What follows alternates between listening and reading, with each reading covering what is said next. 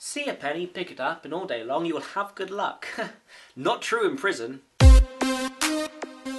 Hello, yes, this is Paint. So, we're all aware of prisons. You do something bad, you go to prison. That's the deal, and I don't want to impress anyone, but I actually have spent some time in prison myself. Rolled double sixes and got out immediately, but I wouldn't want anyone to go to these prisons. Some of these prisons are so horrifically awful. No one, not even this guy. Why are you wearing that? You've let anyone who ever loved you down. Anyway, there are a lot of jokes we can make about prisons and prison sex in this video, but I'm not going to stoop that low.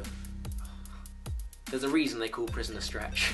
So, starting off the list at number 7, we have La Sabaneta prison in Venezuela. It's incredibly understaffed and overpopulated, with only one prison guard per 150 prisoners. This leads its way into severe corruption, where the prisoners with more money or power get the best rooms and facilities and everything. Kids and adults are shoved in together with no barriers to protect the young, even though hundreds of deaths are recorded from prison violence per year. There are often riots in La Sabaneta, resulting in fatalities. If only there was some way we could rehabilitate them. They sleep elbow to elbow in a cold concrete room, and many of them quoted as saying, "If you don't know how to protect yourself in here, you will die." And they put the owl in showers. That last one wasn't true, I made it up. Coming in at number 6 is Camp 1391 in Israel. The prison was ultimately secret before 2003 when an Israeli historian named Gad Kroizer found old maps of the country's prisons and noticed that one of them that was on the old maps wasn't on the newer ones. It then transpired that the facility had been airbrushed out. Inmates, the families of inmates and their lawyers have no idea where the prison is, and no independent organisation is allowed to visit. There really isn't a whole heap to know about Camp 1391. There have been reports of insane violence and torture of the prisoners, but nothing has actually really been confirmed. Nor are the Israeli government allowing comprehensive investigations. It's the political equivalent of them saying, No, what was that? No, say again. Sorry, what?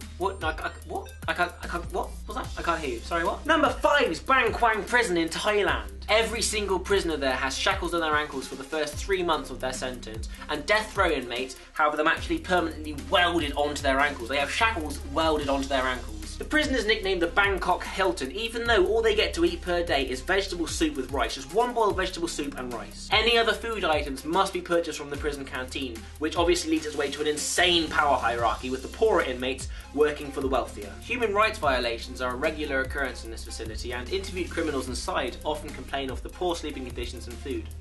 It's almost like they did something to deserve it. Seriously though, I do agree with them, sort of. I mean, prisons are meant to be a place of rehabilitation as well as punishment, and Kwang Prison isn't really helping. Tadmor Military Prison in Syria is number 4, and was actually closed in 2001 but reopened in 2011 after various anti-government demonstrations. The prison was originally built to accommodate the French Mandate forces, but was quickly individualised as a place of creative and extreme torture methods. Prisoners in Tadmor were subject to medieval tortures such as being dragged to death or being chopped to death by an axe. There wasn't even a routine to these punishments, as inmates were just randomly selected, so there was constantly a climate of fear. The worst act of all came in 1980 when the brother of the Syrian president ordered the deaths of over 1,000 prisoners after a failed assassination attempt on his brother. Because nothing says, "I got your back, bro," like killing 1,000 people who didn't try and kill your brother. Alright, so number 3 is Gitarama Prison in Rwanda. This facility has enough space to hold at most 600 prisoners, but they have 7,000. This means that if you have any free space around you,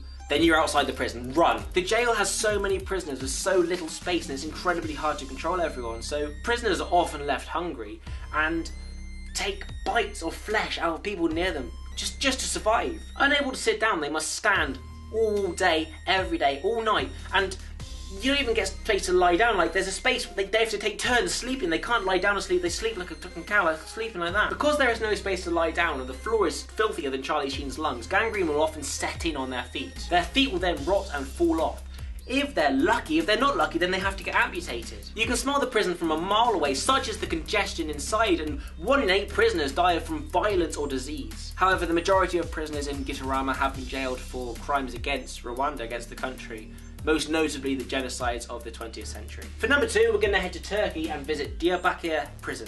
Inside the prison, they have a resident dog who is trained to bite the prisoner's genitals. I mean, that's a rough punish. Sorry, that wasn't rough. Yeah, sorry, that wasn't funny. Worst of all, they actually had to salute this dog. They had to salute the dog that's gonna bite their cock. Prisoners were also constantly intimidated with the threat of being stripped down naked, blindfolded and hosed down with a fire hose, present at any moment. 34 people died at this prison between 1981 and 1984 when it was under military control, predominantly from random beatings from guards. Inmates were also encouraged to rape and urinate on each other for the amusement of others.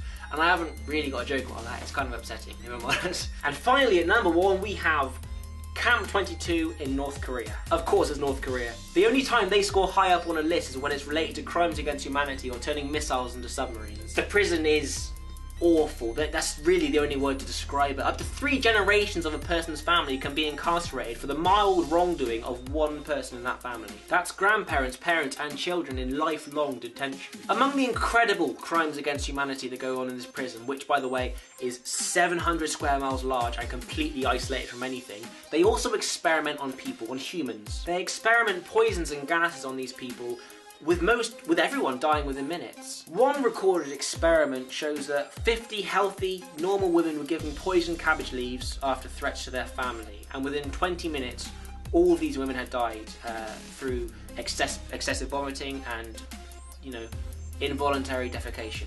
And that's just what we know about. About 20,000 people have disappeared from Camp 22 in the past year with no record of where they went. The majority of inmates have been imprisoned for wrong thinking against the regime of North Korea, which basically means that they want democracy. Ooh, fucking rebels. There is so much wrong with Camp 22 and I've barely scratched the surface, but if you are interested, please research it further, okay? I just don't want to make this video too long. Anyway, thank you for watching. This is my Snapchat and links to my Facebook, Twitter and Instagram are down below. I'll see you guys very soon. Goodbye.